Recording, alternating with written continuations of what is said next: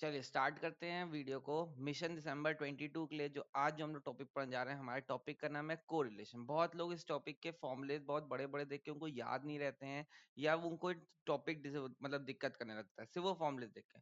तो आज बहुत इजीली फॉर्मूले याद करने की कोशिश करेंगे और चैप्टर समझने की कोशिश करेंगे। तो अगर मैं टॉपिक में आ जाऊं कोरिलेशन, तो कोरिलेशन एक ऐसा टॉपिक है ना, जहाँ पे हम लोग मतलब आप कह सकते हैं कि ये दो वर्ड्स का मिक्सचर है, एक को और एक रिलेशन। ठीक है, दो या जहां पे दो वेरिएबल्स के बीच का हमको रिलेशन देखना होता है कि दो वेरिएबल कैसे रिलेटेड हैं, वहां पे हम लोग इस टॉपिक को रिलेशन का यूज करते हैं। मतलब कैसे, मतलब कितने टाइम्स रिलेटेड है, कैसे रिलेटेड है, पॉजिटिवली रिलेटेड है कि नेगेटिवली रिलेटेड है कि दोनों में कोई रिलेशन नहीं है। तो ये दो वेरिएबल्स के बीच में रिलेशन देखता है, इसीलिए इस डेटा को, ये जो कोरिलेशन जो डेटा यूज करता है, उस डेटा को हम लोग कहते हैं बाईवेरिएट डेटा। बाईवेरिएट डेटा से मेरा क्या मतलब है कि टू या टू से ज्यादा डेटास को कंसिडर करता है हमारे चीजों के बीच में रिलेशन निकालने। जबकि सेंट्रल टेंडेंसी डिस्पर्जन जैसे टॉपिक जो आप लोगों को पढ़े थे इससे पहले, वहां पे हम लोग सिंगल वेरिएबल का एवरेज, सिंगल वेरिएबल में फ्लक्चुएशन, सिंगल वेरिएबल का स्क्यूनेस, सिंगल वेरिएबल का कर्टेसिस, सिंगल वेरिएबल में मतलब कितना डेविएशन है, ये सब चीजें हम लोग वहां देख रहे थे। अब आते हैं कोरिलेशन में। यहाँ पे दो वेरिएबल्स के बीच में रिलेशन देखेंगे। तो ये दो वेरिएबल्स किसी भी तरीके से रिलेटेड हो सकते हैं। तो ये रिलेशन तीन तरीके का हो सकता है। या तो ये लोग पॉजिटिवली रिलेटेड होंगे, पॉजिटिवली रिलेटेड, या तो ये लोग नेगेटिवली रिलेटेड होंगे, या तो ये लोग रिलेटेड ही नहीं होंगे, नो कोरिलेशन, है ना। तो अगर ये लोग पॉजिटिवली रिलेटेड हैं तो कैसे समझ सकते हैं भाई, प्राइस, है ना, प्राइस बढ़ेगी तो क्वांटिटी सप्लाइड बढ़ेगी। भाई जब प्राइस बढ़ेगी तो जो प्रोड्यूसर्स होंगे वो ज्यादा है ज्यादा सप्लाई करें, मतलब एक बढ़ रहा है तो दूसरा भी बढ़ रहा है। या प्राइस गिरेगी तो क्वांटिटी सप्लाइड भी गिर जाएगी, मतलब एक गिर रहा है तो दूसरा भी गिर जाएगा। तो ये पॉजिटिव कोरिलेशन है। मतलब पॉजिटिव कोरिलेशन का एक दूसरा नाम क्या होता है, डायरेक्टली कोरिलेटेड है। कैसे रिलेटेड है, डायरेक्टली कोरिलेटेड है। नेगेटिवली कोरिलेशन का मतलब क्या होता है, नेगेटिवली कोरिलेटेड कैसे हो सकते हैं कि अगर एक बढ़ेगा तो दूसरा भी बढ़ेगा। आप एग्जांपल ले सकते हो प्राइस और क्वांटिटी डिमांड का, है ना। अगर प्राइस बढ़ रही है तो क्वांटिटी डिमांड गिरती जाएगी, अगर प्राइस सॉरी क्वांटिटी डिमांड गिरती जाएगी, है ना। यहाँ पे अगर प्राइस बढ़ रही है तो सॉरी प्राइस अगर अब गिर रही है तो क्वांटिटी डिमांड बढ़ रही है। ठीक है, तो ये इनवर्स रिलेशन शो करता है, ये इनवर्स रिलेशन शो करता है। अब नो कोरिलेशन में आ जाते हैं। नो कोरिलेशन मतलब दोनों वेरिएबल्स में कोई रिलेशन, मतलब एक बढ़ रहा है तो दूसरे पे कोई फर्क नहीं, या दूसरा बढ़ रहा है तो पहले पे कोई फर्क नहीं। इसका एग्जांपल हो सकता है आपकी इंटेलिजेंस, है ना, आपकी इंटेलिजेंस और आपका शू साइज, आपका शू साइज। मतलब जितना बड़ा आप जूता पहनोगे, फॉर एग्जांपल कोई 6 नंबर जूता पहनता है तो वो 6 गुना अक्लमंद है ना। ऐसा पॉसिबल नहीं होता है कि अगर कोई 10 नंबर जूता पहनता है तो वो 10 गुना अक्लमंद। तो इस हिसाब से खली सबसे ज्यादा अक्लमंद इंसान होना चाहिए था दुनिया का, है ना। खली अगर इंडिया का सबसे, भाई सबसे इंटेलिजेंट इंसान खली होना चाहिए था। तो ऐसा नहीं होता है, ये दोनों नो कोरिलेटेड है। ठीक है, इनके बीच में कोई कोरिलेशन नहीं है। ठीक है, इस कोरिलेशन को जो मेजर करता है या जो निकालता है उसको हम लोग कहते हैं, उसको हम लोग डिनोट करते हैं आर से। इसको हम लोग कहते हैं कोरिलेशन, इसको कहते हैं कोरिलेशन कोफिशिएंट। यही चीज होगी जो तुमको बताएगी कि कैसे दो वेरिएबल्स रिलेटेड हैं। तो इस कोरिलेशन कोफिशिएंट को निकालने के लिए हमारे पास बहुत सारे मेजर्स होते हैं। ठीक, ये बहुत सारे क्या, 4 मेजर्स होते हैं। ठीक है, कोरिलेशन कोफिशिएंट निकालने के लिए हमारे पास 4 मेथड हैं। पहले को हम लोग कहते हैं स्कैटर डायग्राम, पहले को हम लोग कहते हैं स्कैटर डायग्राम। दूसरा मेथड है कार्ल पियर्सन, दूसरा मेथड है कार्ल पियर्सन। ठीक है, तीसरा है स्पीयरमैन्स, स्पीयरमैन्स। रैंक कोरिलेशन, रैंक कोरिलेशन, ठीक है। और लास्ट है coefficient of concurrent deviation, concurrent deviation, coefficient of concurrent deviation, ठीक है। ये चार मेजर हमको पढ़ने हैं, एक एक करके देखेंगे, ठीक है। सबसे पहले हम लोग स्टार्ट करते हैं स्कैटर डायग्राम से। कुछ इंपॉर्टेंट बातें याद कर लो स्कैटर डायग्राम के बारे में, कि ये सिर्फ एक डायग्रामेटिक प्रेजेंटेशन है। मतलब ये सिर्फ तुमको डायग्राम्स, मतलब इसके डायग्राम्स तुम आर की वैल्यू देख के तुम डायग्रामेटिक प्रेजेंटेशन दे सकते हो, या डायग्राम देख के तुम बता सकते हो आर की वैल्यू क्या हो सकती है, ठीक है। तो एक डायग्रामेटिक प्रेजेंटेशन है। यही एक ऐसा मेथड है, यही एक ऐसा मेथड है जो, है ना, जो linear as well as non linear दोनों में लगेगा। मैंने क्या बोला, यही एक ऐसा मेथड है, मुझे एक मिनट, मेरा पेन दिक्कत दे रहा है। हम्म हम्म हम्म हम्म, हाँ, मैंने कहा यही एक ऐसा मेथड है जो linear as well as non linear दोनों में लगेगा। कैसे लगेगा ये दिखाएंगे, कैसे डायग्राम्स बने होंगे, ठीक है। हर कुछ यहाँ पे आर की वैल्यू पे डिपेंड करेगा, आर की वैल्यू पे डिपेंड करेगा, ठीक है। तो स्कैटर डायग्राम कुछ तरह के कोरिलेशन दिखाता है। सबसे पहले जैसे, सबसे पहला दिखाता है perfectly, perfectly positive correlation, perfectly positive correlation. इसमें क्या होगा, इसमें हमारा ये जो ग्राफ होगा परफेक्टली पॉजिटिव है, तो ये स्ट्रेट लाइन, ये डॉटेड डायग्राम होगा एक स्ट्रेट लाइन ऊपर की तरफ मूविंग। यहाँ पे जो आर की वैल्यू होगी वो एग्जैक्टली +1 के इक्वल होगी। ये परफेक्टली पॉजिटिव कोरिलेशन है। बी आता है perfectly, perfectly negative correlation. Perfectly negative correlation से मेरा क्या मतलब है, यहाँ पे जो आर की वैल्यू होगी वो इक्वल टू -1 होगी, और यहाँ पे जो डॉटेड डायग्राम है ये डाउनवर्ड स्लोपिंग होगा। यहाँ पे जो डॉटेड डायग्राम है ये डाउनवर्ड स्लोपिंग होगा। फिर तीसरा आता है नो कोरिलेशन, तीसरा आता है नो कोरिलेशन। नो कोरिलेशन क्या कहता है, नो कोरिलेशन के आप दो ग्राफ बना सकते हो, है ना।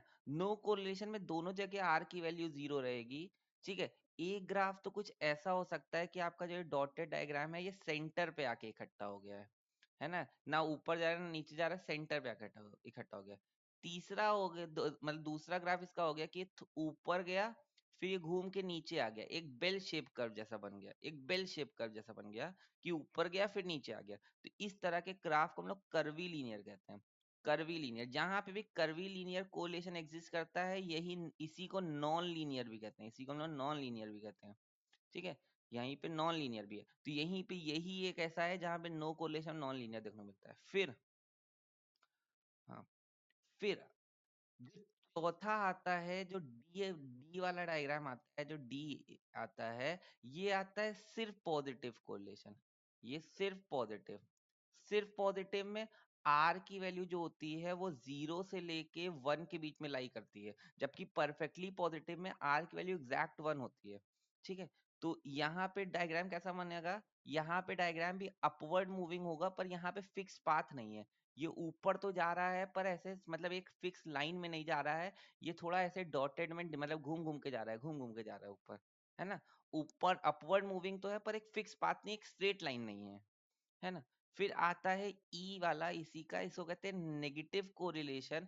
नेगेटिव में क्या होगा, आर की वैल्यू जो होगी वो 0 से लेके -1 के बीच में लाई कर रही होगी, मतलब एग्जैक्ट -1 नहीं होगी, 0 से लेके -1 के बीच में लाई कर रही होगी, ठीक है। यहाँ पे डाउनवर्ड स्लोपिंग होगा पर एक फिक्स पाथ नहीं है, मतलब एक फिक्स, मतलब स्ट्रेट लाइन में नीचे नहीं आ रहा है ना। तो ये नेगेटिव कोरिलेशन है। तो आप क्या कह सकते हो आर की वैल्यू देख के, अगर आर की वैल्यू 0 है तो नो कोरिलेशन, नो कोरिलेशन, या curvy linear correlation, curvy linear correlation.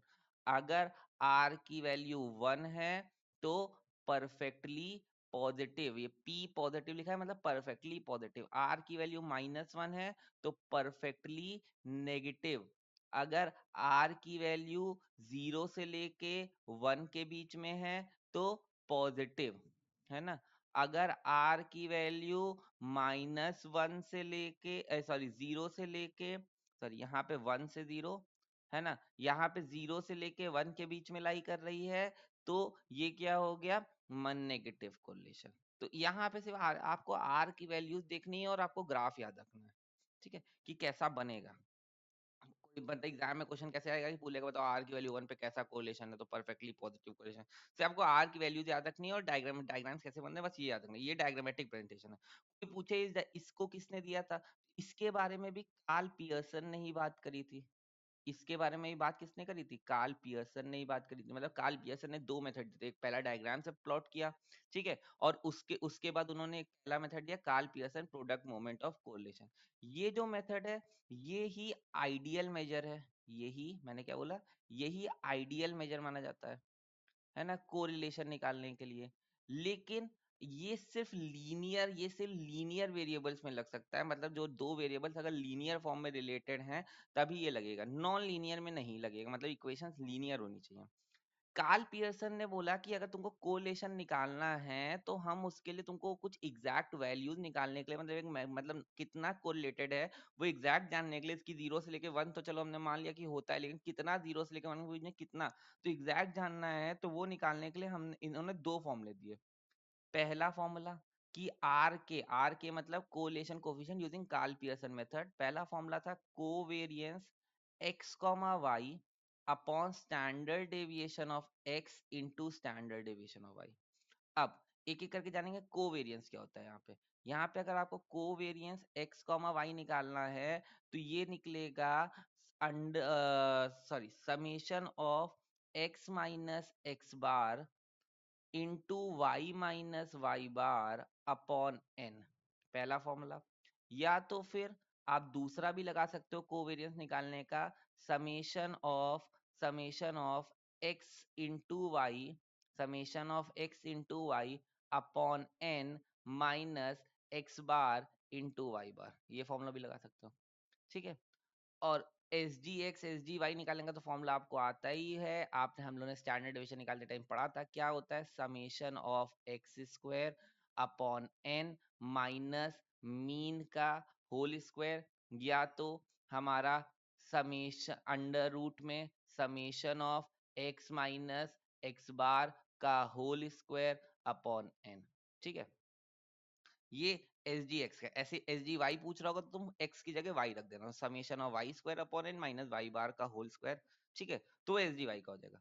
दूसरा फॉर्मूला आता है, जिसको हम लोग डायरेक्ट फॉर्मूला कहते हैं आर के निकालने का। ये होता है कि अगर तुमको ऐसे फॉर्मूले नहीं आते तो तुम डायरेक्ट याद कर सकते हो, direct formula n summation x y minus summation x summation y upon पहले रूट में n summation x square minus summation x का होल स्क्वायर, ठीक है। दूसरे रूट में n summation y square minus summation y का होल स्क्वायर, ठीक है। ये दूसरा फॉर्मूला हो गया। अगर आपको ये दोनों फॉर्मूले कार्ल पियर्सन के याद हैं, और खासकर ये वाला, ठीक है, याद दोनों होने चाहिए पर खासकर ये वाला, तो आपको बहुत सारे क्वेश्चन में हेल्प मिल जाती है जाके। और इसमें भी ये वाला भी आपको याद रखना है, ऐसा नहीं है कि ये भी इंपॉर्टेंट है, दोनों ही उतने ही इंपॉर्टेंट, लेकिन डायरेक्ट फॉर्मूले में आपको अगर टेबुलर फॉर्म में कोई क्वेश्चन आता है ना तो बहुत इजी है,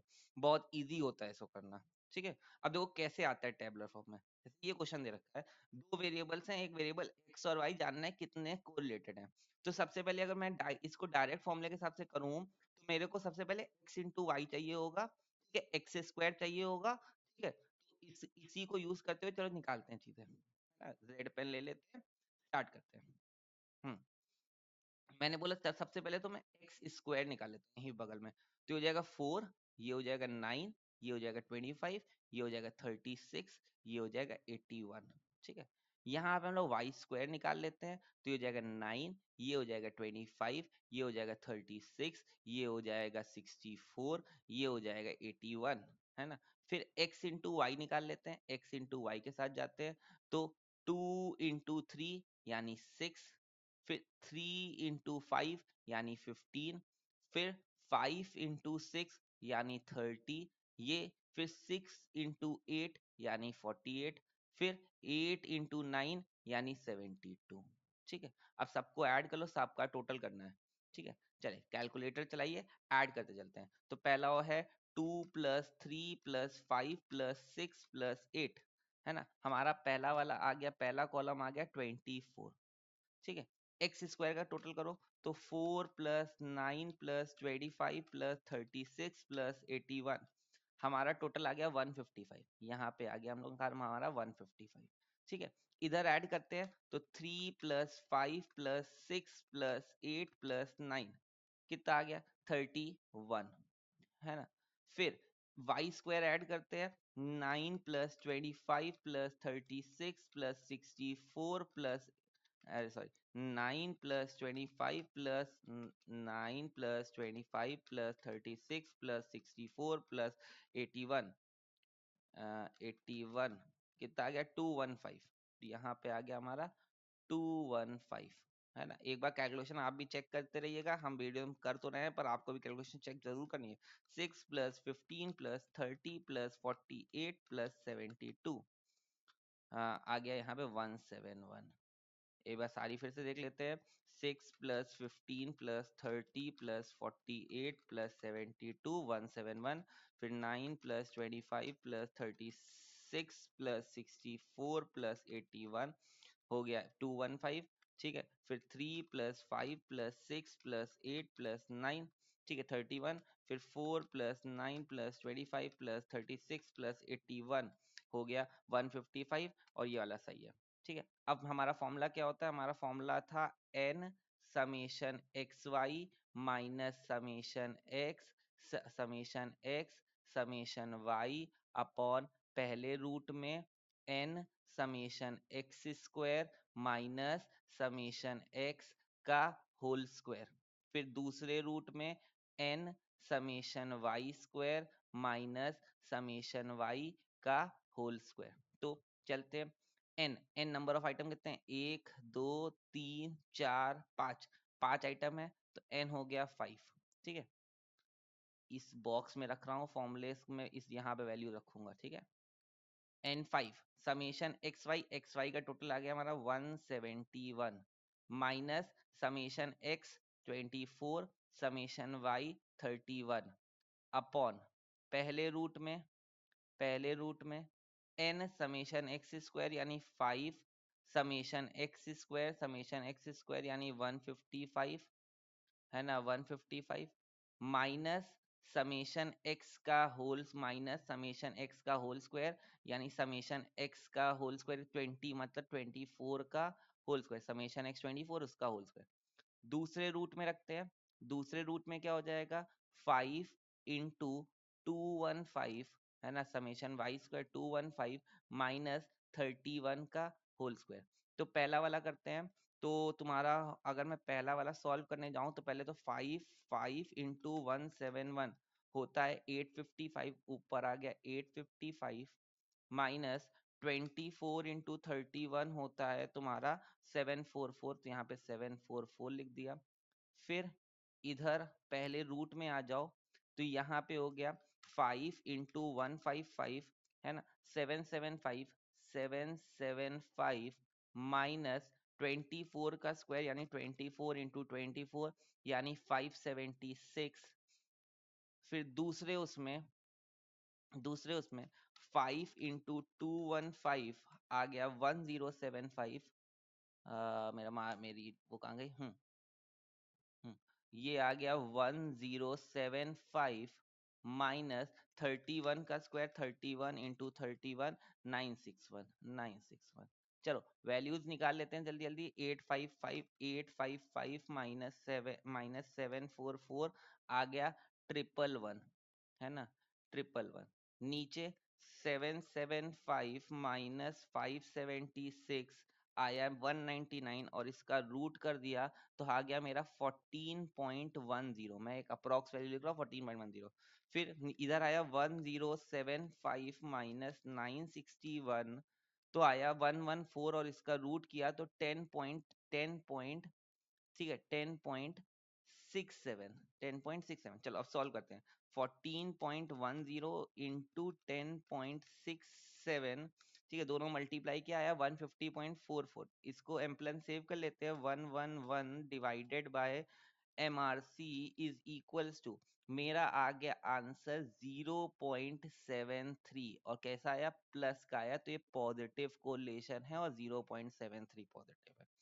तो निकालने का बस आपको, मतलब मेरा मेरा इतना, आप कोई पूछेगा सर, बहुत लोग मेरे से पूछते हैं सर इतना बड़ा क्वेश्चन आएगा क्या एग्जाम में, मैंने कहा नहीं, इतना बड़ा क्वेश्चन नहीं आएगा, पर आपको वैल्यू रखनी आनी चाहिए। इससे छोटे छोटे पार्ट पूछेगा, जैसे तुमको सब कुछ दे देगा, summation x y, summation x, summation बोले सिर्फ फॉर्मूले में डालो और आंसर बताओ, ठीक है, तो आपको डालना आना चाहिए, ठीक है। आपको सॉल्व कैसे करते हैं, वैल्यू रखते कैसे, चीज मिलती कैसे, ये आपको मालूम होनी चाहिए, ठीक है। हर चीज जरूरी नहीं है कि मतलब इतना बड़ा क्वेश्चन पूछे, छोटे छोटे पार्ट से पूछ सकता है, कुछ भी पूछ सकता है। तो ये क्रक्स है, ये कार्ल पियर्सन हो गए, ये कार्ल पियर्सन हो गया, उनका फॉर्मूला हो गया, फिर उसके बाद ये कार्ल पियर्सन का क्वेश्चन हो गया, ठीक है। अब आते हैं, चलिए, अब इसमें, हाँ, अब आते हैं हमारी नेक्स्ट स्लाइड में। ये क्या हो गया, हम्म, हम्म,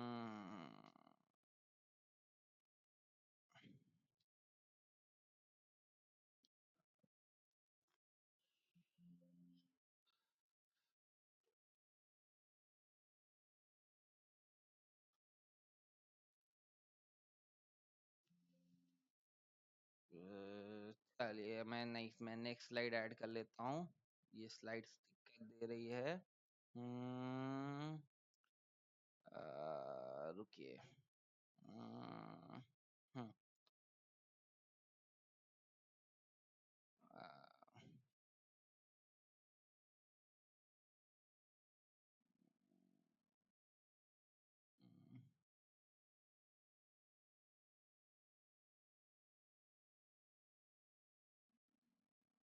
हम्म,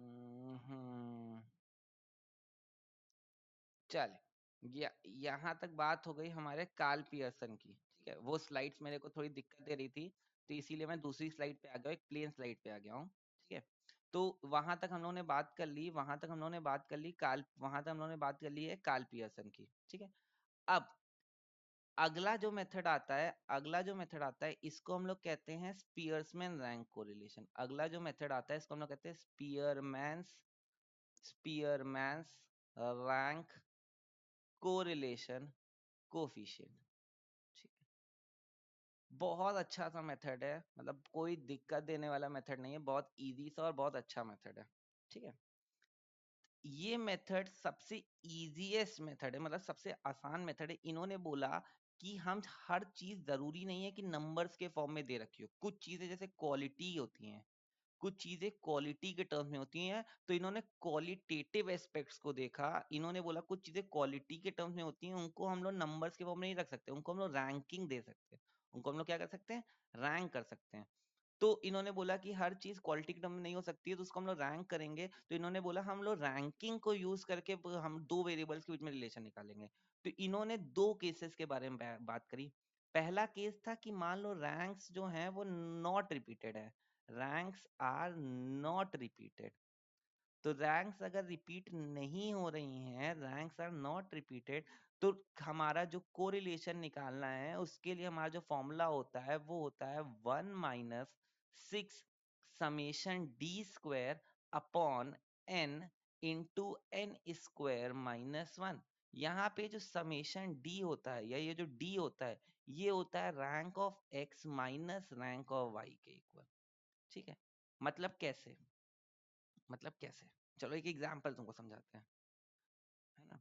मैंने कहा, सपोज कर लीजिए कि भाई कुछ, मैं लड़कियों का एग्जांपल ले लेता हूँ कि कुछ लड़कियां हैं, उनकी ब्यूटी और उनकी इंटेलिजेंस, इनकी मैंने दो क्वालिटी उठा ली, ठीक है। कोई लड़कियां, भाई बुरा मत मानना अगर एग्जाम्पल थोड़ा खराब लगे तो, ठीक है, बस एक एग्जाम्पल कर लेना, ठीक है।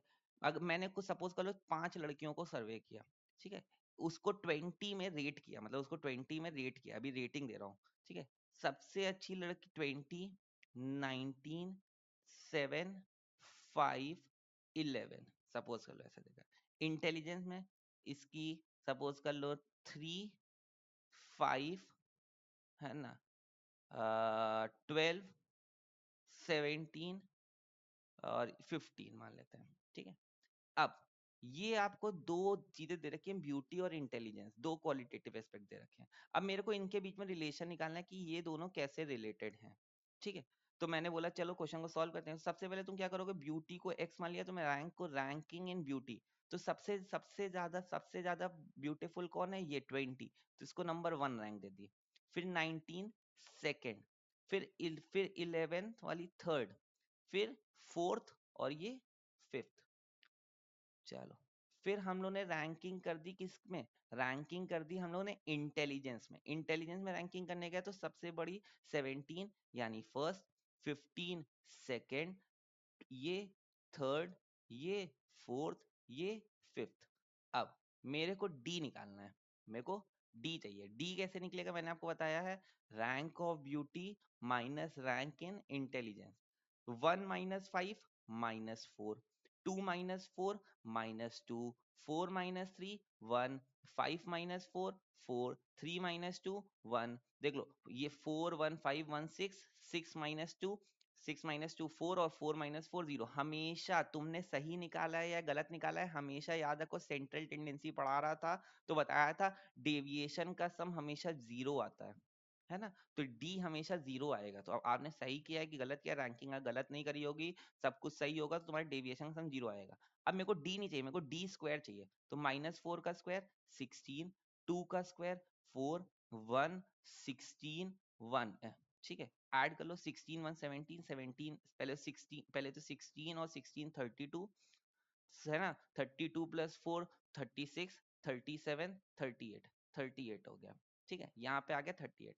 अब मेरा फॉर्मूला क्या कहता है, हमारा फॉर्मूला कहता है कि फॉर्मूला है, फॉर्मूले को लिखते हैं ब्लू से, है ना। हमारा जो फॉर्मूला है वो है are S is equals to 1 minus 6 summation d square upon n, n square minus 1। तो इसी हिसाब से रखते हैं, तो 1 माइनस, है ना, यहाँ पे 6, d स्क्वायर कितना है हमारा 38, तो 6 into 38 upon n, number of लोग कितने हैं 5, तो यहाँ पे मैंने रख लिया 5, और 5 का स्क्वायर 25, ठीक है, 25 - 1 24। ठीक है, तो अब सॉल्व करते हैं इसको। इसको अगर मैं सॉल्व करने जाऊंगा, इसको अगर मैं सॉल्व करता हूं, तो ये कितना आ जाएगा, जरा निकालिए। 5 × 24, है ना, आ गया 120, ठीक है, और 6 × 38 आ गया मेरा 228। 228 डिवाइडेड बाय 120 मतलब 1.9, इसको 1 में से माइनस किया तो आ गया माइनस का 0.9, है ना, माइनस का 0.9 मतलब ये नेगेटिव कोरिलेशन है। नेगेटिव कोरिलेशन क्या कहता है कि जैसे जैसे लड़कियों में ब्यूटी बढ़ेगी, वैसे वैसे उनकी इंटेलिजेंस बढ़ती जाए, उनकी इंटेलिजेंस गिरती जाएगी। मतलब जितनी खूबसूरत लड़की उसकी अकल उतनी घुटनों में, है ना। ऐसे मजाक कर रहा हूँ, कोई लड़की बुरा मत मानना, ऐसा होता नहीं है, ठीक है, प्रैक्टिकली सिर्फ एक एग्जाम्पल लिया है। चलिए, ये हो गया पहला केस, जब हम लोग ने रैंक्स रिपीट नहीं हो रही हैं। आ जाते हैं अगले केस में। मान लो रैंक रिपीट हो रही है, बी केस आ जाता है, when ranks are repeated, when ranks are repeated. तो क्या करेंगे, अगर रैंक रिपीट हो रही है तो मेरा फॉर्मूला होगा 1 - 6 बड़े से ब्रैकेट में समेशन डी स्क्वायर, जैसे अभी तक करते थे, बस एक चीज यहाँ पे ऐड हो जाएगी, summation of m³ minus m/12, है ना, अपॉन n, n² - 1। यहाँ पे m दिखाता है number of time rank is repeated, number of time rank is repeated. ठीक है, इसको भी चलो एक फटाक से एग्जांपल समझ लेते हैं। ठीक है, मैंने कहा मैंने कहा सपोज कर लो, एक क्वेश्चन दे रखा है, यही दो एस्पेक्ट दे रखे हैं, ब्यूटी और इंटेलिजेंस, यही दो एस्पेक्ट दे रखे हैं। ब्यूटी सपोज कर लो दे रखी है 20, दूसरी वाली की भी 20, 19, 16, 12। ठीक है, इसकी ब्यूटी 5 7 5, है ना, और 3, और मान लेते हैं 7। ठीक है, ये मान लेते हैं। तो अब देखो यहाँ पे कुछ फिगर्स रिपीट हो रहे हैं, तो रैंकिंग करते हैं ब्यूटी में, तो कैसे रैंकिंग होगी? देखो 20 सबसे बड़ा है, लेकिन 20 में किसको फर्स्ट दे किसको सेकंड दे, इस रैंक में लड़ाई है कि इसको फर्स्ट दे कि इसको सेकंड दे। तो दो जिस रैंक को देने में दिक्कत हो रही है उसको भाई उस उन दोनों रैंक्स का एवरेज ले लो। तो 1 + 2 first plus second divide by 2, तो आ गया 2, 1 + 2 3, 3 डिवाइड बाय 2 1.5। इसको 1.5 रैंक दे दी, इसको 1.5 रैंक दे दी, ठीक है। फिर 19 को थर्ड, 16 को फोर्थ, इसको फिफ्थ। फिर रैंकिंग कर देंगे इंटेलिजेंस में, रैंकिंग कर देंगे इंटेलिजेंस में। इंटेलिजेंस में सबसे बड़ा है 7, सेम 7 के साथ भी दिक्कत है, फर्स्ट रैंक किसको दे सेकंड रैंक किसको दे, तो यहाँ पे भी 1 + 2 डिवाइडेड बाय 2 कर लेंगे 1.5। तो दोनों को, इस वाले को भी 1.5 रैंक दे देंगे और इस वाले को भी 1.5 रैंक दे देंगे। फिर उसके बाद 5 है, 5 देखो 2 बार आ रहा है, ये बड़ा है, लेकिन 5 में भी कौन सी, किसको थर्ड दे किसको फोर्थ दे, तो 3 + 4 डिवाइड बाय 2 कर लिया, मतलब 7 डिवाइड बाय 2 कर लिया, यानी 3.5 आ गया। तो 3.5 इसको दे दिया, 3.5 इसको दे दिया, और 3 4 हो गया, लास्ट रैंक बची फिफ्थ। अब सेम वही प्रोसेस अब इसमें अपनाते रहो, ठीक है। माइनस करो, डी डी निकालो सबसे पहले, तो 1.5 माइनस 3.5 यानी -2, ये 0, ये -0.5, ये -1, ठीक है। और ये 5 - 1.5, ये हो गया तुम्हारा 3.5 प्लस का। डेविएशन का सम चेक कर लो, 0 आएगा, ठीक है। आ जाते हैं जल्दी से, इसका स्क्वायर करते हैं, तो ये 4, ये 0, ये 0.25, ये 1, और ये 3.5 का स्क्वायर कितना होता है, 3.5 का स्क्वायर टू तुम्हारा होता है 12.25, 12.25। ऐड कर लो, ऐड कर लो इसको, तो 12.25 प्लस 1 प्लस 0.25 प्लस 4 कितना आ गया, 17.5, ठीक है। इसको रखने से पहले फॉर्मूले में तुम सबसे पहले समेशन m³ माइनस m/12 की वैल्यू निकाल लेना, m³ माइनस m/12 की वैल्यू निकाल लेना। तो यहाँ पे देखो, यहाँ पे 2 बार रैंक रिपीट हो रही थी, तो मैंने यहाँ पे लिख दिया 2 का क्यूब माइनस 2। फिर फिर यहाँ पे 7 2 बार रिपीट हो रहा था, तो प्लस 2 का क्यूब माइनस 2। फिर तुम्हारा 5 2 बार रिपीट हो रहा था, 2 का क्यूब माइनस 2 अपॉन 12। तो देखो 2 का क्यूब होता है 8, 8 माइनस 2 6, तो कितनी बार हो गया, 6 प्लस 6 प्लस 6 अपॉन 12। तो 6 2 12, 6 18, 18 डिवाइडेड बाय 12, तो इधर 18 डिवाइडेड बाय 12 करो, तुम्हारा आ गया 1.5, ये आ गया 1.5। सारी वैल्यूज मिल गई, उठा के सब्स्टिट्यूट कर देते हैं फॉर्मूले में। लो आओ, देखो यहीं पे फॉर्मूले में सब्स्टिट्यूट करते हैं। यहीं पे अगर मैं फॉर्मूले में सब्स्टिट्यूट करता हूँ, तो मेरा हो गया 1 - 6 समेशन डी स्क्वायर, मेरा हम लोगों ने कितना निकाला है, देखो समेशन डी स्क्वायर हम लोग निकाला है 17.5, समेशन डी स्क्वायर हम लोग निकाला है 17.5, ये कितना निकाला है 17.5, ठीक है। यहाँ पे वैल्यू उठा के रख देंगे कितनी, 17.5। m³ माइनस m/12 कितना निकाला है 1.5, है ना। ऑब्जर्वेशन वही 5 है, तो 5, 5 का स्क्वायर यानी 25 माइनस 1 24। चलो ऐड करते हैं, 17.5 प्लस 1.5 हो गया 19 इंटू 6 डिवाइडेड बाय 24 इंटू 5 होता है 120, तो डिवाइडेड बाय 120 आ गया 0.95, यहाँ पे आ गया 1 - 0.95। तो यहाँ पे क्या हो गया, अब -1 कर लोगे तो ये आ गया 0.05। अब देख लो लड़कियां, ये पॉजिटिवली कोरिलेटेड, मतलब लड़कियों में जैसे जैसे खूबसूरती बढ़ेगी वैसे वैसे वो इंटेलिजेंट होते हैं। भले एक बहुत माइन्यूट पॉजिटिव है, लेकिन है तो पॉजिटिव, है ना, है तो पॉजिटिव, ठीक है। तो यहाँ से पॉजिटिव कोरिलेशन आ गया, ठीक है। ये हो गया जब रैंक्स रिपीट हो रही थी, और इससे पहला वाला केस क्या था कि रैंक्स रिपीट नहीं हो रही थी। अब आ जाते हैं लास्ट हमारे मेजर में, जिसको कहते हैं कोफिशिएंट ऑफ कॉन्करेंट डेविएशन। चलिए अब चलिए फिर से रुकिए। हम्म हम्म हम्म,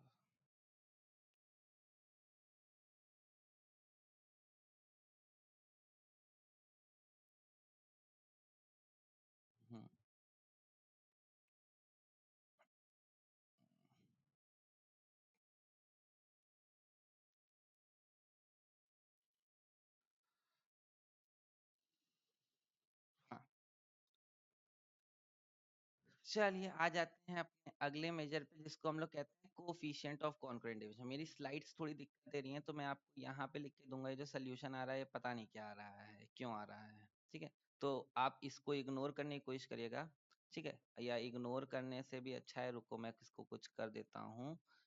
हाँ, हाँ।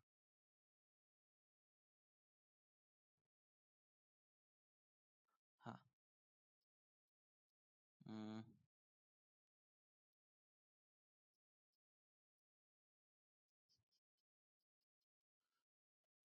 हम्म,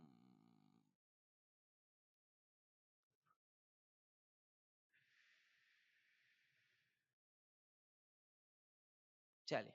अब हमारा अगला मेथड आता है, इसको कहते हैं कोफिशिएंट ऑफ कॉन्करेंट डेविएशन। ये मेथड कैसा है? ये सबसे, अगर आपको एग्जाम में आए इजीएस्ट मेथड, तो ये सबसे इजीएस्ट मेथड है, ठीक है। ये सिर्फ चीजों के साइन से मतलब रखता है। किससे मतलब रखता है? सिर्फ साइन से मतलब रखेगा, बाकी चीजों से इसको इसको नंबर से मतलब ही नहीं है। इसको निकालना होगा तो डिनोट करेंगे आरसी से, और इसका फॉर्मूला होता है प्लस माइनस, इसमें plus minus 2c minus m upon m। यहाँ पे जो c होता है, ये दिखाता है number of positive sign, number of positive sign in deviation column, ठीक है, इन डेविएशन कॉलम। ये इन डेविएशन कॉलम। फिर इसके बाद ये जो m होता है, ये होता है n माइनस वन के इक्वल, ये होता है n माइनस वन के इक्वल। ये हो गया हमारा कोफिशिएंट ऑफ कॉन्करेंट डिवीजन। इसमें से आपको फॉर्मूला याद रखना है। इस पे क्वेश्चन कैसे आएंगे वो आपको मैं नेक्स्ट वीडियो में दिखाऊंगा, ठीक है। इसके बाद इसके बाद जो आता है हमारा, वो आता है हम्म, फिर इसके बाद जो आता है, उसको हम लोग कहते हैं इसके बाद इसकी कुछ प्रॉपर्टीज आ जाती है, यहाँ पे लिख देता हूँ, ठीक है। कोफिशिएंट ऑफ उसकी पहली पहली प्रॉपर्टी क्या होती है? कि जो कोफिशिएंट ऑफ कोरिलेशन है, वो एक यूनिट फ्री मेजर है। लिख लीजिए प्रॉपर्टीज। पहली प्रॉपर्टी क्या है? वो एक यूनिट फ्री मेजर है, ठीक है।